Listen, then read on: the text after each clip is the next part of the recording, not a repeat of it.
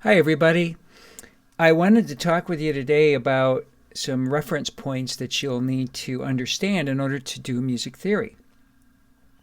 Now, the first thing is there are 7 letters that make up the musical alphabet A, B, C, D, E, F, G. And if we go forward in the alphabet, we are ascending in pitch. So let me play those for you on the keyboard. This is A, B, C, D, E, F, G. See how it's going up.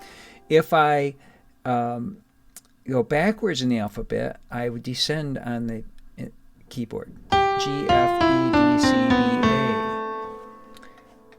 And the other thing is, very important, is we just keep repeating those. So once we get to G, say A, B, C, D, E, F, G, then I just start with A again, A, B, C, D, E, F, G. And then the same thing coming down, A, G, F, E, D, C, B, A. So now I'm going to go to G, G, F, E, D, C, B, A. So you only need to use 7 letters, but you need to be able to go in both directions. So now let's look at how that applies to the staff. So the staff is what we use to place notes on, and it consists of 5 lines and 4 spaces, and we actually call these, but the lowest line is 1, the first line, then the next line, the second line, third line, fourth line, fifth line. The spaces, there are 4 spaces. The first space, second space, third space, and fourth space. Now, I don't really know at this point what names those are because I don't have a clef sign. So we first of all have to place a clef on the staff in order to know what notes they are. So the first clef we're going to talk about is the treble clef. And there it is right there.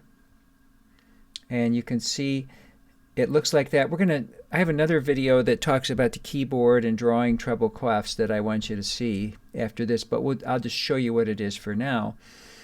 And the main thing you want to understand about this at this point is that this is a G clef, and this circle right here is circling that second line, and that is G. And then we just can write a note on that line, G. The next space would be A, B, C, D, E on that space, F on the top line, and I can keep going. We'll talk about that in a minute. But that's the treble clef. The next clef we're going to talk about is the bass clef, and this is an F clef. And so this clef is marking this 4th line with the 2 dots. There's a dot below it and a dot above it. That is F. So if I go to the space above it, that would be G. The top line is A. If I start on that 4th line, that's F. I go to the space below it, that's E. And then the next line is D. The next space is C, and so forth. This is an alto clef. This is also called a C clef, and this is actually marking C. So what this is doing, saying is the middle line is C, so you've got C, and then the next space is D, the next line is E, that 4th space is F, and the top line is G. The tenor clef also is a C clef, but it marks the 4th line as C. And specifically middle C, and we'll talk about that more in just a minute. So we've got middle C marked here on the 3rd line for the alto clef, and middle C marked on the 4th line for the tenor clef, and that's where we start. And then just to show you how notes are placed, so if I write a note on a line, I want to make sure the line goes right through the center of the note. If the note is on the space, I want to make sure that it is between the 2 lines. It's hard to tell. People write music sometimes, they're not careful, and then you can't tell what note it is. But that's how you can be very clear, is if you make sure the note on the space is right, all in the space, and the note on the line, that the line goes right through the middle of the note. We can also add lines to the staff if we want to go higher, because that note that sits right on the top space of the treble clef is G. But if I want to go to A, I can just add a ledger line. So I can just add these smaller lines. There's A, B, and so B sits on top of that first ledger line. I don't need a ledger line above it. And then C would be 2 ledger lines. And I can just keep adding ledger lines And that's okay, except they do get a little hard to read sometimes if you get, 5 or 6 ledger lines. So, and then descending, I can also write ledger lines below the staff. So the first ledger line below the treble clef staff is C, and then I can write a note below that, B, and then 2 ledger lines would be A. Okay, and this is the bass clef showing you how to recognize these notes. Kind of the same thing. All right, and this is actually the grand staff, and I'm going to talk about drawing that in another video, but this is what it looks like right here. Okay, one more thing before I stop here. I want to go to this. I just wanted to show you another reference point in these clefs.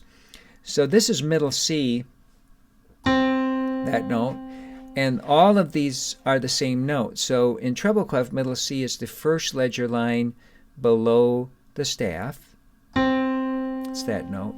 In bass clef, the middle C is the first ledger line above the staff. In alto clef, this one, middle C is the middle line, and in tenor clef, middle C is the 4th line. So what does that tell you? Well, it gives you a reference point on not only the letter name, but the exact pitch. So you know that if you see any notes in the treble clef staff, those are all above middle C. And you know that if you see any notes in the bass clef staff, those are all below middle C. We can use ledger lines, of course, and write above middle C, but if we're in the actual 5-line staff, those are below middle C. So you see that's giving a reference of the kind of pitch that these clefs read. And then you can see, well, alto clef is right smack dab in the middle of both of these, and tenor clef is a little bit lower because it has more notes below middle C.